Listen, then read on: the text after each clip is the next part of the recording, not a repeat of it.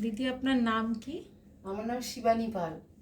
আপনি কোথা থেকে এসেছেন? আমি রানাঘাট থেকে এসেছি। আপনি কি আগেও এসেছিলেন? হ্যাঁ, আমি 1 বছর আগে এসেছিলাম।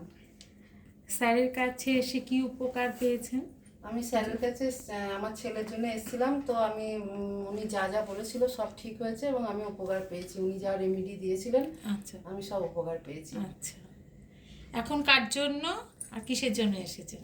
আমি আমার ছেলের জন্যই আবার এসেছি। আমার ছেলের একটু বিবাহ সংক্রান্ত ব্যাপারে ওনার কাছে একটু জটক মিলন করানোর জন্য কুষ্টি নিয়ে এসেছি। আচ্ছা।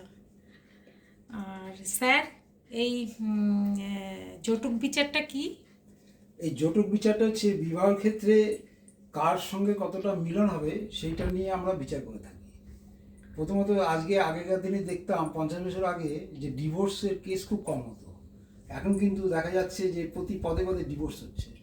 তার কারণ হচ্ছে এখন ছেলেমেয়েরা যে যার মতো চয়েস করে নিচ্ছে, যার জন্য জটিল বিচার করছে না। না করার ফলে তাদের প্রত্যেকেই মেয়েরা স্বাবলম্বী এবং তারা গিয়ে কোর্টে গিয়ে ডিভোর্স করে আলাদা লাইফ লিড করছে। আচ্ছা। এই জটিল বিচার যারা করে নিয়ে যদি আমরা বিয়ে দিতে পারি, তাহলে এটা অনেক সুন্দর জীবন লিড করতে পারে। তার মধ্যে কতগুলো ব্যাপার আছে যেটা এখানে বলে রাখা ভালো। আগেকার দিনে যে পরাশরীয় জ্যোতিষ মতে যে আমরা জটিল বিচার করতাম, যে আমাদের অষ্টকূট ছিল, সেই কূটের বিচার এখন ব্যাকডেটেড হয়ে গেছে, এখন আর চলে না। কারণ এখন ডিভোর্সের সংখ্যা বেশি, আমরা সেই থেকে বিয়ে দিলেও কিন্তু ডিভোর্স হয়। এখন আমাদের নতুন নতুন গবেষণা করে আমরা বার করেছি এই বিয়ে দিলে তার সঙ্গে কতটা মিলন হবে, বিভিন্ন ক্ষেত্রে তার স্বামী স্ত্রী কতটা বন্ডিং থাকবে, কত পার্সেন্টেজ বন্ডিং হবে, সেটা কিন্তু আমরা এখন এই গবেষণা করে বার করে দিতে পারি।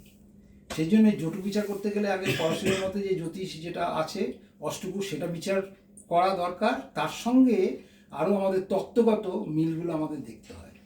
সেইগুলো দেখে আজ উনি এসেছেন ওনার ছেলের জন্য বিচার করার জন্য, সেটা আর আমি উনি দেখছি। কি এটা কি সাকসেস পাওয়া যায়? 100% সাকসেস পেতে বাধ্য।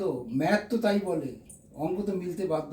এবং ওনার ছেলে বা ওনার পুত্রবধূ কতটা সুখী হবে তার জীবনে, কত পার্সেন্টেজ সুখী হবে সেই সবগুলো, এবং শাশুড়ির সঙ্গে তার সম্পর্ক কেমন হবে, ফ্যামিলিকে সে অ্যাকসেপ্ট করবে কতটা, শ্বশুরমশাইয়ের সঙ্গে কেমন সম্পর্ক থাকবে, আমরা নিখুঁতভাবে বলতে পারি। তাহলে আমরা আশা করতে পারি যে জটক বিচারের মাধ্যমে বিয়ে হলে ডিভোর্সের সংখ্যা আরও কমে যাবে।